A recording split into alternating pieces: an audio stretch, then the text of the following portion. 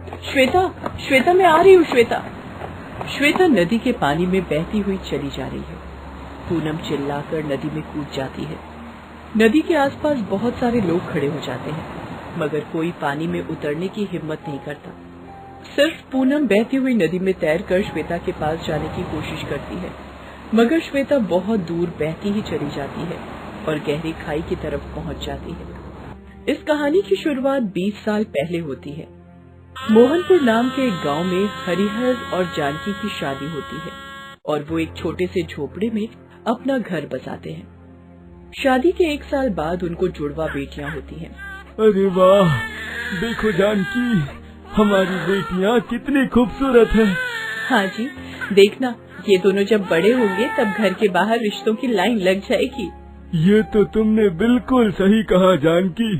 हम दोनों इन दोनों से बहुत प्यार करेंगे, अच्छी तरह खिलाएंगे, अच्छे स्कूल में कॉलेज में पढ़ाएंगे, अच्छे से परवरिश करेंगे। हरिहर और जानकी की आंखों में बहुत सारे सपने थे, मगर उनको क्या पता था कि उनके सारे सपने टूटकर चूर चूर हो जाएंगे। हरिहर दोनों बेटियों का नाम रखता है। बड़ी बेटी का नाम होता है पूनम और छोटी बेटी का नाम होता है पूजा। पूनम और पूजा के दाहिने हाथ में एक बर्थ मार्क है।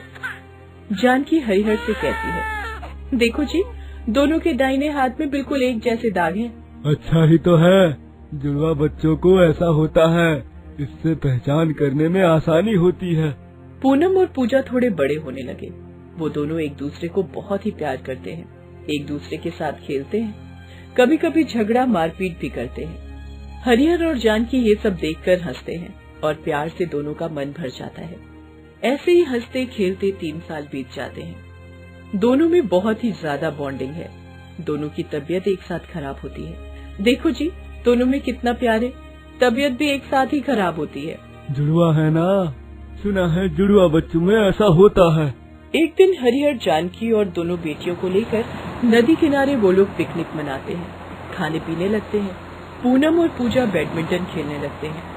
चल पूनम, बैडमिंटन खेलते हैं। हाँ हाँ चल पूजा, बहुत मजा आएगा। ठीक है, खेलो खेलो, मगर नदी के ज्यादा पास मत जाना, गिर जाओगे। ठीक है पापा। वो दोनों बैडमिंटन खेलना शुरू करते हैं। कुछ देर तक तो सब कुछ ठीक ही रहता है, मगर एक बार पूनम जोर से मारती है और पूजा नदी के बहुत पास चली जाती है और उसका पैर फिसल जाता है और वो नदी में गिर जाती है। आह, बचाओ, माँ बापू बचाओ। हरिहर और जानकी दौड़ कर आते हैं। पूनम चिल्ला चिल्ला कर पूजा को पुकारने लगती है, अरे अरे कोई बचाओ मेरी बच्ची को, कोई बचाओ मेरी बेटी को, अरे कोई बचाओ। मगर बहुत देर हो चुकी है। पूजा तेज नदी में बहती चली जाती है। वो किसी भी तरह एक पेड़ की डाल को पकड़ने की कोशिश करती है, मगर पकड़ नहीं पाती। वो डूबती चली जाती है और बेहोश हो जाती है। वो बहते हुए इतनी दूर चली जाती है कि हरिहर और जानकी उसे देख भी नहीं पाते। वो लोग एकदम से टूट जाते हैं। जानकी रोने लगती है, मेरी बच्ची, मेरी बेटी कहाँ गई तू, लौट आ पूजा, लौट आ। हरिहर तभी पुलिस के पास जाता है और पुलिस को सब कुछ खुलकर बताता है। पुलिस तुरंत एक टीम भेजकर पूजा को ढूंढने की कोशिश करती है, मगर दूर दूर तक पूजा का कोई नामो निशान नहीं मिलता। सॉरी हरिहर जी, आपकी बेटी नहीं मिल पाई। अब हरिहर भी रो पड़ता है। जानकी में अभी बात करने की भी ताकत नहीं है। पूनम एकदम से शॉक में चली जाती है। उधर पूजा बेहोश होकर बहती चली जाती है और नदी में एक घाट में आकर रुकती है। उसी घाट में उस वक्त एक अमीर आदमी पूजा करने आया हुआ था। वो पूजा को देखता है। अरे ये कौन बहकर आ रहा है? वो आदमी पूजा को गोद में उठाता है और उसकी पल्स चेक करता है। ये जिंदा है, ये जिंदा है। वो आदमी खुश हो जाता है। वो पूजा को लेकर अस्पताल जाता है। अस्पताल में पूजा का इलाज किया जाता है और पूजा को होश आता है। डॉक्टर साहब जब पूजा का नाम और पता पूछते हैं तब पूजा कुछ नहीं बोल पाती है। वो पहले का सब कुछ भूल चुकी थी। डॉक्टर साहब उस अमीर आदमी के पास जाकर कहते हैं, मिस्टर आहूजा, इस बच्ची को तो कुछ याद नहीं है। ये अपना नाम पता कुछ भी नहीं बता पा रही है। अब क्या होगा डॉक्टर? ऐसे किस में ऐसा होता ही है, ऊपर से ये बच्ची है। इसे अब सब कुछ याद आना करीब करीब असंभव है। सिर्फ किसी बहुत बड़े शौक से ही इसे सब कुछ याद आ सकता है, वरना तो कोई होप नहीं है। डॉक्टर, मेरे पास इतना पैसा है, धन दौलत है, मगर कोई बच्चा नहीं है। मैं इस बच्ची को गोद ले लेता हूँ। वो आदमी पूजा को गोद ले लेता है। इसके बाद बहुत समय बीत जाता है। उधर पूनम अभी जवान हो गई है, मगर वो लोग अभी पूजा को भूल नहीं पाए हैं।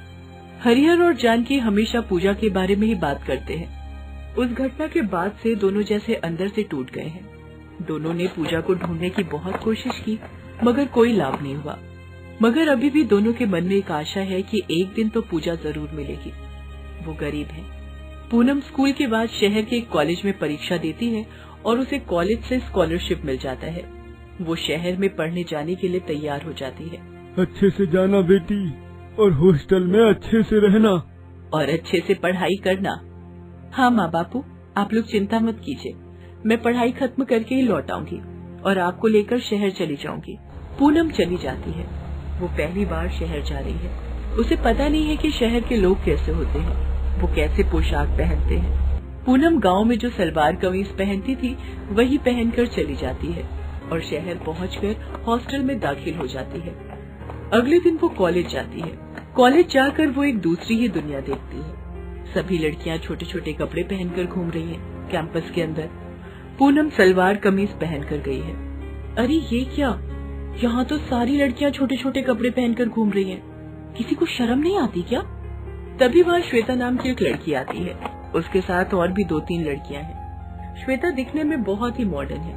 वो कहती है, अरे ये देखो कहाँ से आ गई ये गांव की गंवार, कोई ड्रेसिंग सेंस भी नहीं है, सलवार पहनकर कॉलेज आई है। कहाँ से आ जाते हैं ये लोग। ये सुनकर पूनम गुस्सा हो जाती है। मुझसे तमीज से बात करो, समझी ना? क्यों, तू कहीं की महारानी है क्या? मेरी मर्जी है, मैं किसी से भी कैसे भी बात कर सकती हूँ। क्यों, ये कॉलेज तुम्हारे बाप का है क्या? और नहीं तो क्या। हाँ, ये तो श्वेता के बाप का ही कॉलेज है। सुन लड़की, ये मेरा ही कॉलेज है, ये समझ ले। यहाँ मैं जो बोलूंगी वही होगा, और अगर मेरी बात नहीं मानी ना तो इस कॉलेज से निकाल दूंगी। पूनम को डर लगता है।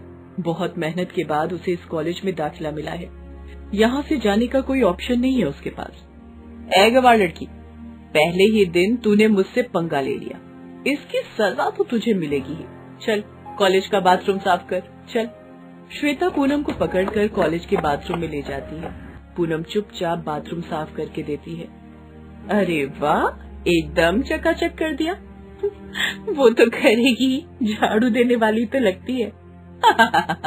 ये बड़ी अच्छी बात करी है तूने।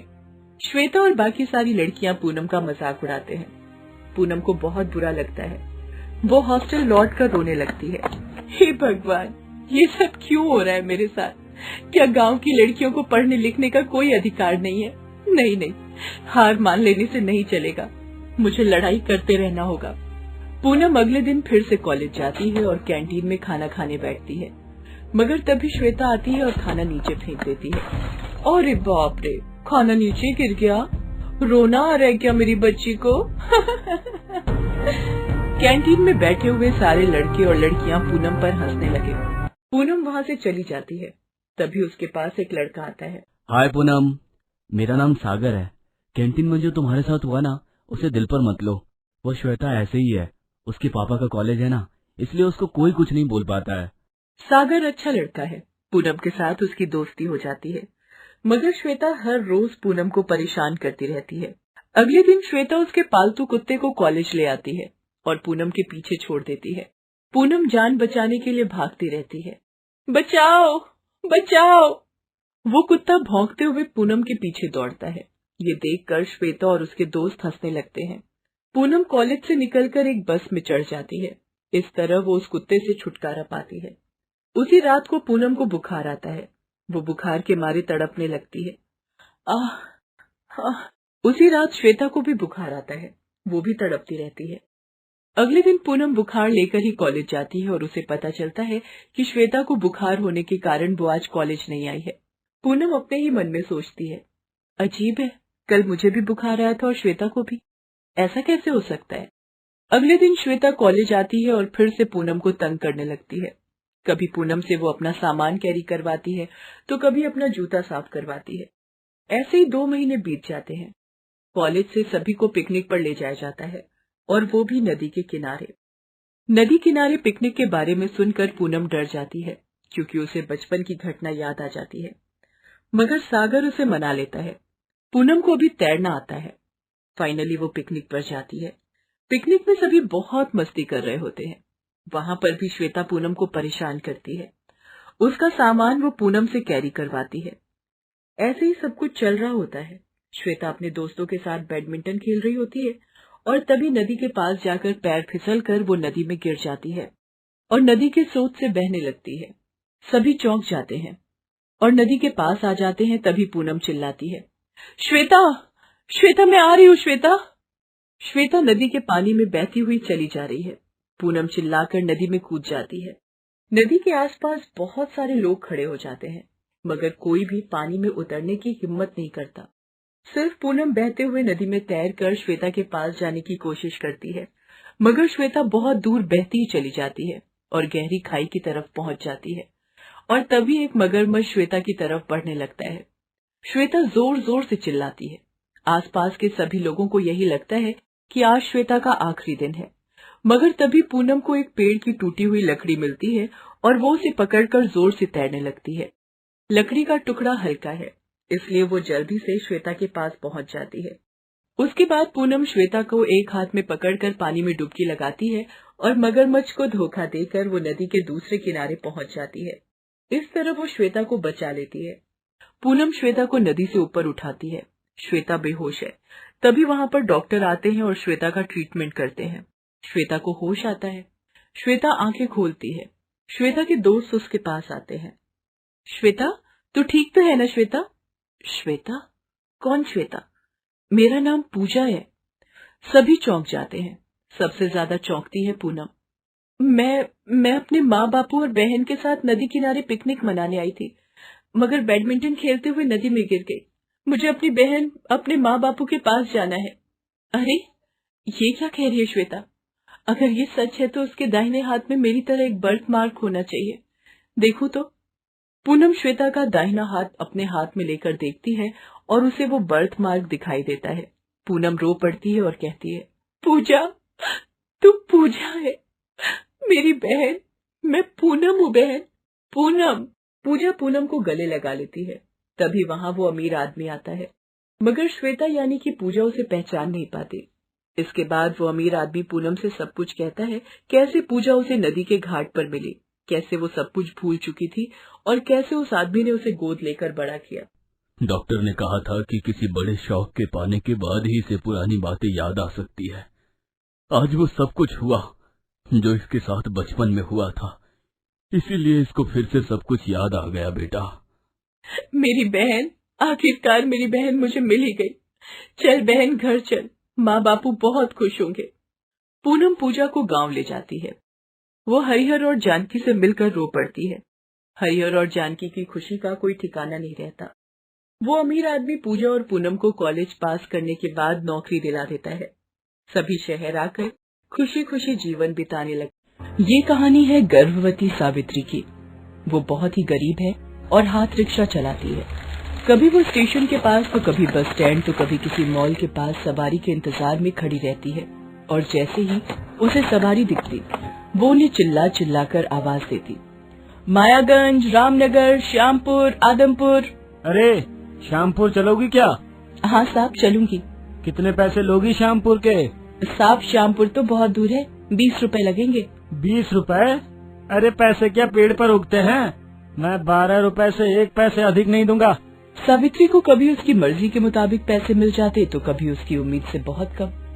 लेकिन वो क्या करती? किसी को इनकार तो कर नहीं सकती थी। अगर इनकार किया तो जो भी पैसे मिलने होते वो भी नहीं मिलते। ठीक है साहब, चलिए, आप 12 रुपए दे दीजिएगा। इन दिनों भीषण गर्मी पड़ रही थी। 10-11 बजे ही सड़कें सुनसान हो जाती। दोपहर में तो खैर कोई निकलने का नाम ही नहीं लेता, क्योंकि लू के थपेड़ों से सभी बचना चाहते। लेकिन उस चिलचिलाती गर्मी में भी गर्भवती सावित्री हाथ रिक्शा लिए सड़क किनारे मुसाफिरों के इंतजार में खड़ी रहती। लेकिन गर्मी इतनी है कि कोई सवारी उसे मिल ही नहीं रही है। सुबह से दोपहर हो गई है, लेकिन कमाई के नाम पर सिर्फ 15 रुपए ही आए हैं। अगर ऐसे ही चलता रहा तो कैसे काम चलेगा? मकान मालिक 3 बार आकर टोक चुका है। कुछ दिनों से शरीर को जला देने वाली गर्मी के कारण उसका काम बिल्कुल मंदा चल रहा था। लेकिन वो करती भी क्या? थोड़े दिनों पहले ही उस बेचारी पर उस समय बिजली गिरी जब उसके पति हेमंत लाल की मौत टीबी से हो गई। ये क्या हो गया, ये क्या हो गया जी। उस समय वो सिर्फ 4 महीने की गर्भवती थी। अब सावित्री के 8.5 महीने पूरे हो चुके थे, लेकिन उसे काम करना ही पड़ता था। सावित्री इन्हीं बातों को सोच रही थी, तभी एक सवारी उसकी तरफ आई। मायागंज चलोगी क्या? चलूंगी ना साहब। कितने पैसे लोगी? 20 रुपए। सावित्री ने उस सवारी को बिठाया और फिर उस चिलचिलाती धूप में मायागंज की ओर चल पड़ी। उसने सवारी को मायागंज छोड़ा और फिर वापस बस स्टैंड की ओर चल पड़ी, लेकिन रास्ते में उसे चक्कर आने लगे और उसके पेट में जोरों का दर्द शुरू हो गया। आह, ये दर्द, ये दर्द, आह, ये दर्द कैसे शुरू हो गया? आह, आह। वो रिक्शे से उतरकर सड़क पर बैठ गई। दर्द कम होने का नाम ही नहीं ले रहा था। उसे समझ आ गया था कि उसे प्रसव पीड़ा शुरू हो गई है। आह, लगता है मुझे प्रसव पीड़ा शुरू हो गई है। उस चिलचिलाती धूप में सावित्री सड़क किनारे प्रसव पीड़ा में तड़प रही थी। उसे देखने वाला कोई नहीं था। कोई उस ओर से गुजरता भी तो एक गर्भवती औरत पर कौन ध्यान देता। कुछ देर दर्द सहने के बाद सावित्री ने 2 जुड़वा बच्चियों को जन्म दिया, लेकिन अफसोस, जन्म देने के साथ ही वो उन्हें छोड़कर हमेशा के लिए अपने पति के पास चली गई। उसकी दोनों बेचारी बच्चियां उस चिलचिलाती धूप में सड़क पर पड़ी रोए जा रही थी। तभी कुछ लोगों की उन बच्चियों पर नजर गई। अरे भाई, ये उस औरत ने तो सड़क पर ही बच्चियों को जन्म दे दिया है। जन्म तो दे दिया है, लेकिन लगता है वो मर चुकी है। अब क्या होगा इन मासूम बच्चियों का? अरे होगा क्या, मर जाएंगी ये भी, क्योंकि इनकी मदद तो कोई करने से रहा। लोगों ने उन बच्चियों के प्रति दुख तो जताया, लेकिन किसी ने उन बच्चियों की कोई मदद नहीं की। वो बेचारी सड़क पर रोती रही। लोग पत्थर दिल की तरह उधर से गुजरते रहे। कुछ देर बाद उधर से एक गाय गुजरती है। जब वो उन बच्चियों को रोता देखती है तो उसके पास चली जाती है। गाय थोड़ी देर उन दोनों बच्चियों को देखती है और फिर उन्हें अपना दूध पिलाने लगती है। एक औरत जो उधर से गुजर रही थी, उसने जब ये दृश्य देखा तो आश्चर्य है, ये गाय इन बच्चियों को दूध पिला रही है। उन बच्चियों को दूध पिलाने के बाद वो गाय उन दोनों बच्चियों को अपने मुंह में उठाकर सड़क से थोड़ी दूर एक पेड़ के किनारे रख देती है। उसके बाद वो खुद पेड़ से पत्तियों को अपने मुंह से तोड़ती है और उसे किसी चादर की तरह बिछा देती है और उन दोनों बच्चियों को वहाँ पर लिटा देती है। जो लोग उधर से गुजरते सभी उस गाय को देखकर दंग रह जाते। भाई, लगता है ये गाय ही इन बच्चियों को पालेगी। अरे हमें क्या इससे लेना देना, चलो यहाँ से। हर दिन वो गाय उन बच्चियों को अपना दूध पिलाती और फिर वो घास चढ़ने जाती। घास भी वो आसपास ही चढ़ती और उन दोनों बच्चियों पर अपनी नजर रखती। एक बार कुछ आवारा कुत्ते उन बच्चियों के ऊपर झपट्टा मारने वाले थे, लेकिन ऐन वक्त पर वो गाय पहुंच गई और उन कुत्तों से भिड़ गई। कुछ लोगों ने जब ये देखा तो गाय बेचारी इतनी शांत है, लेकिन देखो तो कैसे वो 5-5 कुत्तों से अकेले ही भिड़ गई है। हाँ, तभी तो गाय को माता कहते हैं। वो गाय उन बच्चियों को बहुत प्यार करती थी। अगर बच्चियां कभी रोने लगती तो गाय की आंखों में भी आंसू आ जाते और वो अपनी जीभ से चाटकर उन्हें प्यार करने लगती। धीरे धीरे समय बीतने लगा। वो दोनों बच्चियां 6 साल की हो गई। जिस तरह गाय उन्हें प्यार करती थी, वो दोनों बच्चियां भी उसे प्यार करती। एक दिन, आज बहुत देर हो गई है, हमारी माँ अभी तक नहीं आई है। हाँ, इस समय तक तो वो आ जाती थी। मुझे तो माँ की चिंता हो रही है। मुझे भी। क्या करें हम, माँ को ढूंढने चलें क्या? उन दिनों भी भीषण गर्मी पड़ रही थी। वो दोनों बच्चियां अपनी माँ यानी गाय को ढूंढने निकल पड़ी। वो चलती रही, लेकिन गाय का कोई अता पता उन्हें नहीं चला। अब तो दोनों का प्यास के कारण गला भी सूखा जा रहा था। माँ तो कहीं दिखाई नहीं दे रही है। प्यास के कारण गला भी सूख रहा है। तभी उन दोनों को सड़क किनारे एक नल दिखाई दिया। वे दोनों भागी भागी वहाँ गई और पानी पीने लगी। पानी पीने के बाद एक बार फिर वो अपनी माँ को खोजने निकल पड़ी। अभी मुश्किल से वो कुछ कदम ही गई थी कि उन्हें एक जगह लोगों की भीड़ दिखाई दी। वो कैसी भीड़? कहीं किसी को गाड़ी से चोट तो नहीं लग गई है? वो दोनों वहाँ गई तो देखा कि उनकी माँ यानी वो गाय बेहोश पड़ी थी। लोग भीड़ लगाकर उसकी ओर देख तो रहे थे, लेकिन कोई मदद नहीं कर रहा था। तभी उन दोनों बहनों में से एक बहन भागकर सड़क किनारे लगे नल से पानी भर लाई और गाय को पिलाने की कोशिश करने लगी, लेकिन वो गाय पानी पी ही नहीं रही थी। माँ, तुम पानी क्यों नहीं पी रही हो? पियो ना माँ। और तुम्हें क्या हुआ है? तुम इस तरह सड़क पर क्यों पड़ी हो? अब वो बेचारी बेजुबान क्या बोलती। दोनों बहनें अब अपनी माँ की हालत देखकर बहुत परेशान हो गई थी। वो रो रो कर वहाँ खड़े लोगों से मदद मांगने लगी। हमारी माँ बहुत बीमार है, पता नहीं इन्हें क्या हो गया है, इन्हें अस्पताल पहुँचा दीजिए ना। मैं आप लोगों के हाथ जोड़ती हूँ, इनके अलावा हमारा कोई नहीं है, कृपा करके इन्हें अस्पताल पहुँचा दीजिए ना। जमाना अब इतना खराब हो गया है कि घायल इंसान की कोई मदद नहीं करता, तो फिर वो बेजुबान की क्या मदद करता। उन दोनों बहनों के सब्र का बांध टूटने लगा था। उन्हें समझ नहीं आ रहा था कि क्या करे और क्या न करे। तभी उन्हें एक बहुत पुरानी सी टूटी फूटी हालत में एक हाथ रिक्शा सड़क किनारे पड़ा दिखा। उन दोनों बहनों ने गाय को किसी तरह उसमें डाला और अस्पताल की ओर चल पड़ी। माँ तुम चिंता मत करो, हम तुम्हें कुछ नहीं होने देंगे। वो दोनों छोटी बच्चियां उस चिलचिलाती धूप में अपनी गाय को लेकर अस्पताल पहुंची और डॉक्टर के पैरों पर गिर पड़ी। डॉक्टर साहब, हमारी माँ बहुत बीमार है, उन्हें जल्दी ठीक कर दीजिए। माँ, कहाँ है तुम्हारी माँ? क्या हुआ है उन्हें? पता नहीं डॉक्टर साहब, क्या हुआ है उन्हें, वो सड़क पर बेहोश पड़ी थी। डॉक्टर ने जब उनकी माँ को देखा तो उसकी आंखों में आंसू आ गए। वो दोनों छोटी बच्चियां उस गाय से माँ की तरह प्यार करती थी। ये देखकर उनका दिल भर आया था। बच्चों, मैं जानवरों का डॉक्टर नहीं हूँ, मैं इंसानों का डॉक्टर हूँ, लेकिन मेरा दोस्त मवेशियों का इलाज करता है, मैं उसे बुला लेता हूँ। उनकी गाय को लू लग गई थी, इसलिए वो बेचारी बेहोश हो गई थी। डॉक्टरों के इलाज और दोनों छोटी बच्चियों की सेवा से वो पूरी तरह ठीक हो गई। जिसने भी उन बच्चियों और उस गाय के प्रेम को देखा, उनकी आंखों में आंसू आ गए। दोस्तों, आप हमारे चैनल को जरूर सब्सक्राइब करें